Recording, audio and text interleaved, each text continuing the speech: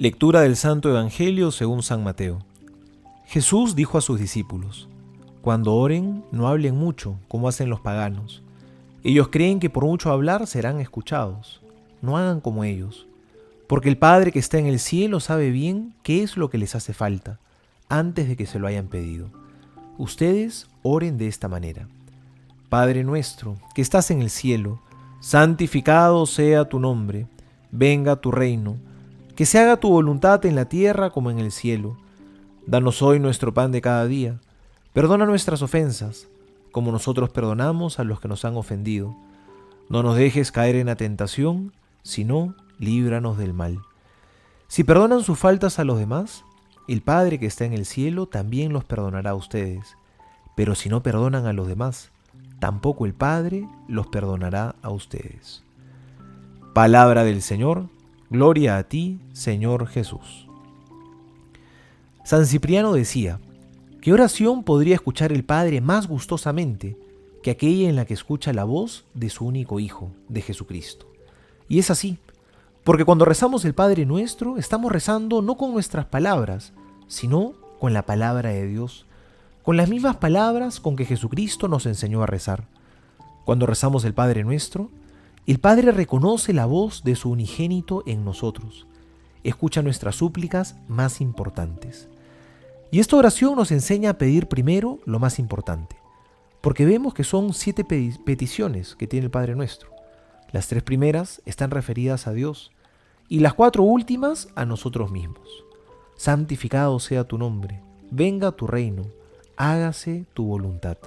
Son las 3 peticiones referidas a Dios. Y así nos enseña Jesús que nuestra primera y principal necesidad es Dios. Es lo primero que tenemos que pedir.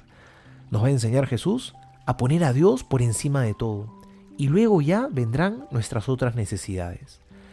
Y teniendo a Dios primero, aprendemos así a amar a nuestro prójimo. Jesús nos enseña a decirle al Padre: Padre nuestro. La oración no es Padre mío, sino nuestro.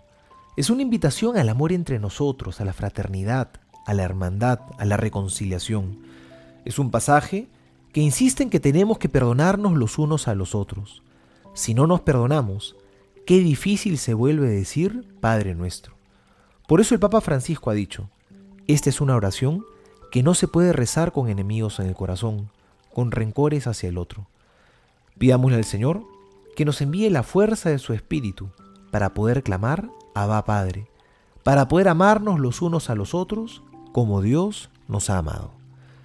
Soy el Padre Juan José Paniagua y les doy a todos mi bendición en el nombre del Padre y del Hijo y del Espíritu Santo. Amén.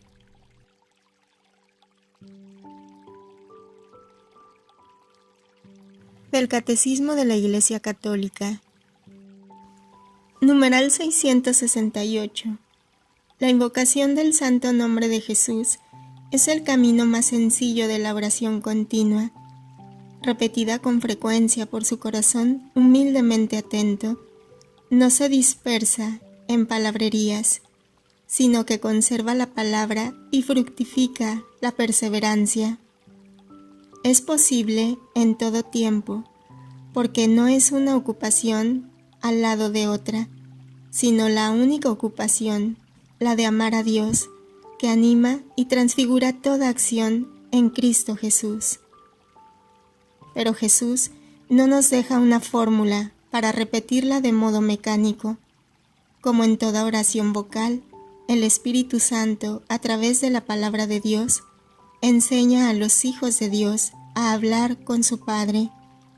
Jesús no solo nos enseña las palabras de la oración filial, sino que nos da también el Espíritu por el que éstas se hacen en nosotros, Espíritu y vida. Más todavía, la prueba y la posibilidad de nuestra oración filial es que el Padre ha enviado a nuestros corazones el Espíritu de su Hijo, que clama: Abba, Padre. Ya que nuestra oración interpreta nuestros deseos ante Dios, es también el que escruta los corazones, el Padre, quien conoce cuál es la aspiración del Espíritu, y que su intercesión en favor de los santos es según Dios. La oración al Padre se inserta en la misión misteriosa del Hijo y del Espíritu. Estamos convencidos de que nosotros no sabemos pedir como conviene. ¿Pedimos a Dios los bienes convenientes? Nuestro Padre sabe bien lo que nos hace falta antes de que nosotros se lo pidamos, pero espera nuestra petición, porque la dignidad de sus hijos está en su libertad. Por tanto, es necesario orar con su espíritu de libertad para poder conocer en verdad su deseo. Hágase tu voluntad en el cielo. Los cristianos deben esforzarse por conformar su voluntad con la voluntad de Cristo, quien llevó a cabo perfectamente la voluntad de su Padre.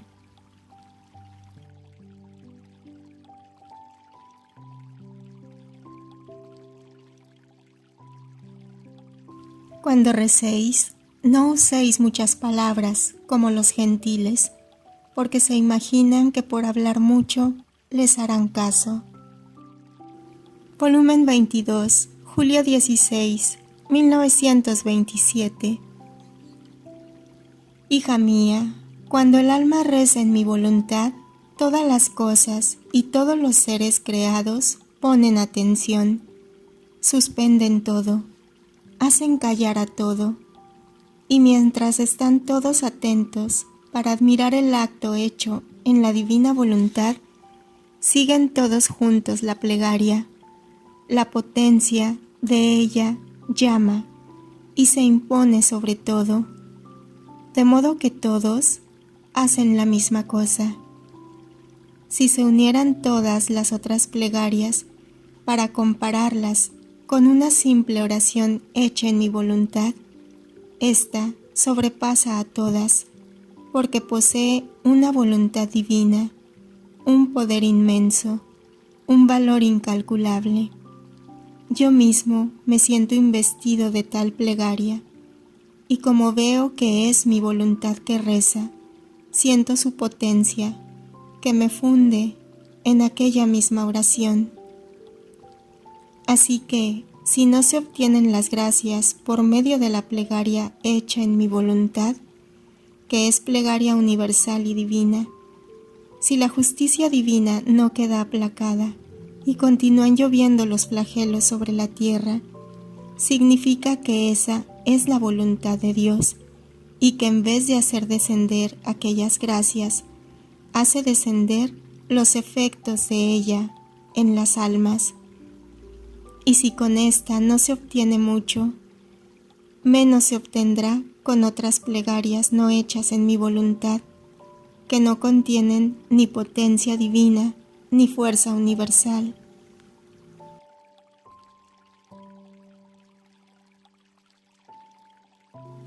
Volumen 27, enero 26, 1930. Hija mía, las oraciones hechas en mi querer divino para obtener el advenimiento de su reino sobre la tierra tienen un gran imperio sobre Dios. Dios mismo no puede desentenderse, ni puede no oírla favorablemente, porque la criatura, rogando en mi fiat divino, sentimos la fuerza de nuestro querer, que con su imperio ruega, con su inmensidad se extiende donde quiera, y abrazando la fuerza universal, la oración se extiende por todas partes, de modo que nos sentimos cercados por todos lados.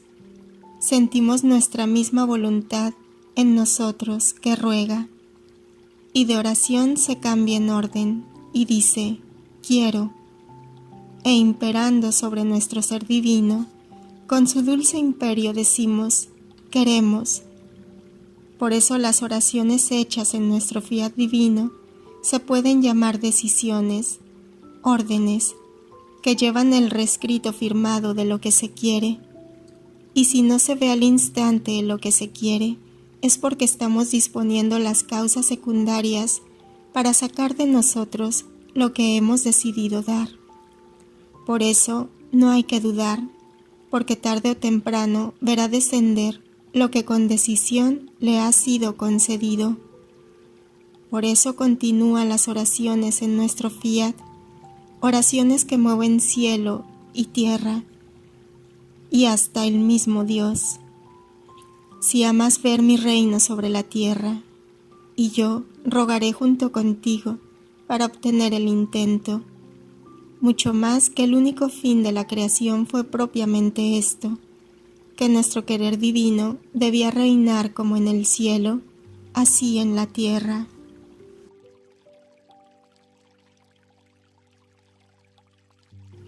Danos hoy nuestro pan de cada día.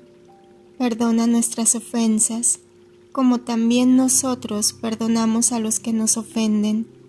No nos dejes caer en la tentación, y líbranos del mal. Volumen 15, mayo 2, 1923. Cuando mi fiat voluntas tua tenga el cumplimiento como en el cielo, así en la tierra, entonces vendrá el pleno cumplimiento de la segunda parte del Pater Noster, esto es, danos hoy nuestro pan de cada día. Yo decía, Padre nuestro, a nombre de todos, te pido 3 clases de pan cada día. El pan de tu voluntad, que es más que pan, porque si el pan es necesario 2 o 3 veces al día, en cambio, este es necesario a cada momento, en todas las circunstancias. Es más, debe ser no solo pan, sino como aire balsámico que lleva la vida, la circulación de la vida divina en la criatura. Padre, si no es dado este pan de tu voluntad, no podré jamás recibir todos los frutos de mi vida sacramental, que es el segundo pan que todos los días te pedimos. Oh, cómo se encuentra mal mi vida sacramental, porque el pan de tu voluntad no los alimenta. Es más, encuentra el pan corrupto de la voluntad humana. Oh, cómo me da asco, cómo le rehuyo, y si bien voy a ellos, pero los frutos, los bienes, los efectos, la santidad, no puedo darlos, porque no encuentro nuestro pan, y si alguna cosa doy, es en pequeña porción, según sus disposiciones, pero no todos los bienes que contengo, y mi vida sacramental espera pacientemente que el hombre tome el pan de la voluntad suprema para poder dar todo el bien de mi vida sacramental. Ve entonces cómo el sacramento de la Eucaristía, y no solo este, sino todos los sacramentos dejados a mi Iglesia e instituidos por mí, darán todos los frutos que contienen y tendrán pleno cumplimiento cuando el pan nuestro, esto es, la voluntad de Dios se haga como en el cielo, así en la tierra. Después pedía el tercer pan, es decir, el material. ¿Cómo podía decir, danos hoy nuestro pan, si el hombre, debiendo hacer nuestra voluntad, lo que era nuestro era suyo? El Padre no debía dar el pan de su voluntad, el pan de mi vida sacramental, el pan diario de la vida natural a hijos ilegítimos, usurpadores, malos, sino a hijos legítimos, buenos, que tendrían en común los bienes del Padre. Por eso yo decía, danos nuestro pan. Entonces comerán el pan bendito, todo sonreirá en torno a ellos, la tierra y el sol llevarán la marca de la armonía de su Creador. Después agregué, perdónanos nuestras deudas, como nosotros las perdonamos a nuestros deudores. Así que también la caridad será perfecta. Entonces será perfecto el perdón. tendrá la marca del heroísmo como la tuve yo en la cruz. Cuando el hombre come el pan de mi voluntad, como lo comía mi humanidad, entonces las virtudes serán absorbidas en mi voluntad y recibirán la marca del verdadero heroísmo y de virtudes divinas. Serán como tantos riachuelos que brotarán del seno del gran mar de mi voluntad. Y si agregué, y no nos induzcas en tentación, ¿cómo lo podría inducir Dios en tentación? Era porque el hombre es siempre hombre, libre por sí mismo, porque yo no le quito jamás los derechos que al crearlo le di, y él, asustado y temiendo, de sí grita en silencio, reza sin expresarse en palabras: danos el pan de tu voluntad, a fin de que podamos rechazar todas las tentaciones y en virtud de este pan, líbranos de todo mal. Así sea.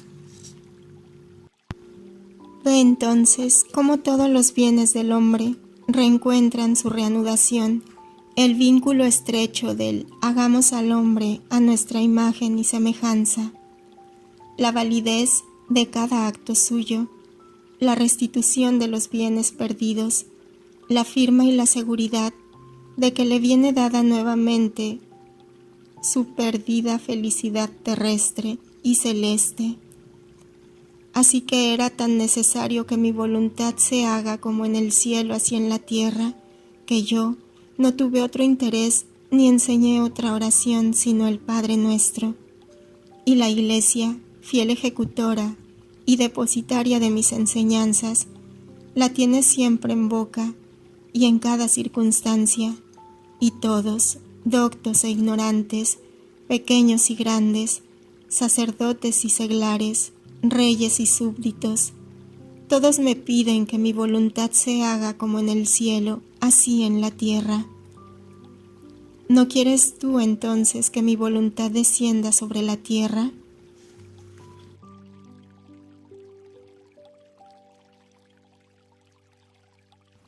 Danos hoy nuestro pan de cada día. Volumen 29, mayo 10, 1931. Hija mía, quien quiere recibir, debe dar. El dar dispone a la criatura a recibir y a Dios a dar. Muchas veces también tu Jesús tiene este modo. Cuando quiero algo de la criatura, doy. Y si quiero grandes sacrificios, doy mucho, para que ella, viendo lo mucho que le he dado, se avergonzará y no tendrá el ánimo de negarme el sacrificio que le pido.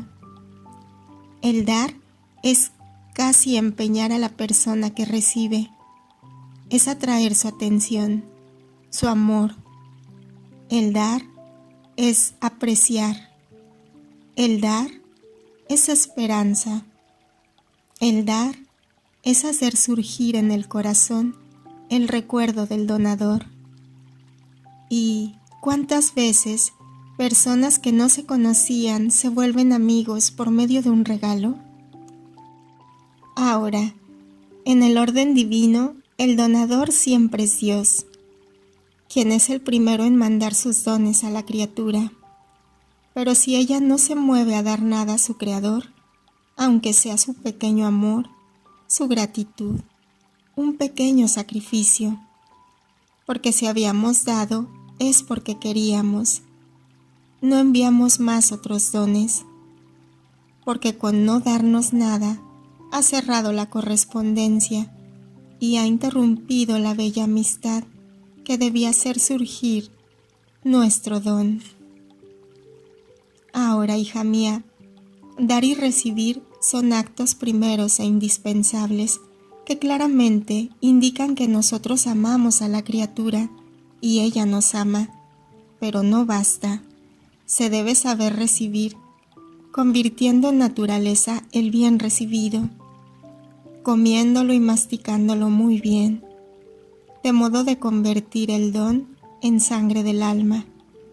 Este es nuestro propósito al dar nuestros dones, querer ver convertido en naturaleza el don que hemos dado, porque entonces nuestros dones no corren peligro y nos disponen a dar dones más grandes, y la criatura, habiéndolo convertido en naturaleza, pone al seguro nuestro don, queda poseedora, y sentirá en sí el bien, la fuente, y convertido en naturaleza el don recibido.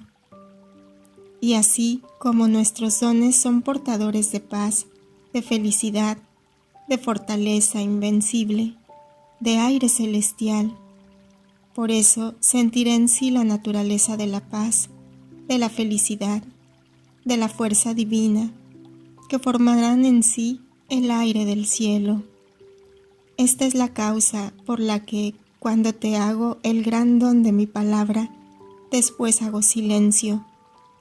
Es porque estoy esperando que tú te alimentes y mastiques bien mi palabra, de manera de ver en ti cambiada en naturaleza lo que te he dicho. Y cuando veo esto, entonces siento la irresistible necesidad de amor, de hablarte de nuevo, porque un don mío llama a otro, no saben estar solos, y yo tengo siempre que dar, siempre que decir y qué hacer con quien convierte en naturaleza mis dones. Hija mía, así como la levadura tiene la virtud de fermentar el pan, así mi voluntad es fermentadora de los actos de la criatura. En cuanto ella llama a mi voluntad divina en sus actos, así quedan fermentados por ella y forman el pan del reino de mi querer. Ahora, no basta la levadura para hacer mucho pan, sino se requiere mucha harina. Se requiere quien debe unir harina y levadura. Se requiere el agua, vínculo de unión, para poder revolver harina y levadura, para hacer que la levadura comunique la virtud fermentadora y la harina la reciba. Además, se requiere el fuego para cocer este pan que se pueda digerir y que alimente. Ahora, ¿no se requiere más tiempo, más actos para formarlo que para comerlo? El sacrificio está en el formarlo. Comerlo es rápido y se siente el gusto del sacrificio. Entonces, hija mía, no basta la levadura de mi fiat divino, que tiene virtud de fermentar tus actos, vaciarlos del querer humano para convertirlos en pan de voluntad divina, sino que requiere una continuación de actos, de sacrificios, y por largo tiempo, de modo que mi querer, con su virtud fermentadora, fermentará todos estos actos para formar mucho pan y tenerlo preparado y en reserva para los hijos de su reino. Cuando todo esté formado, queda disponer los eventos, y esto es más fácil y se hace más rápido, porque está en nuestro poder mover las causas secundarias para hacer lo que nosotros queremos. ¿No hice otro tanto por la redención? Mis 30 largos años de mi vida oculta fueron como la levadura en que quedaron fermentados todos mis actos para formar y fermentar el gran bien de la redención.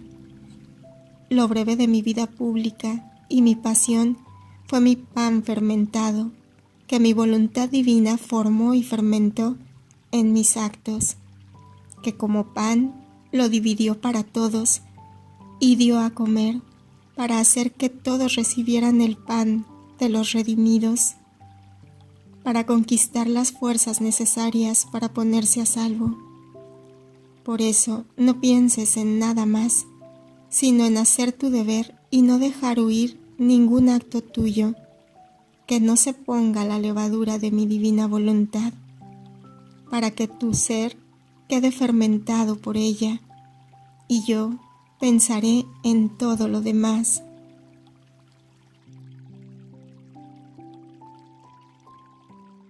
Pater noster, qui es in celis, sanctificetur nomen tuum.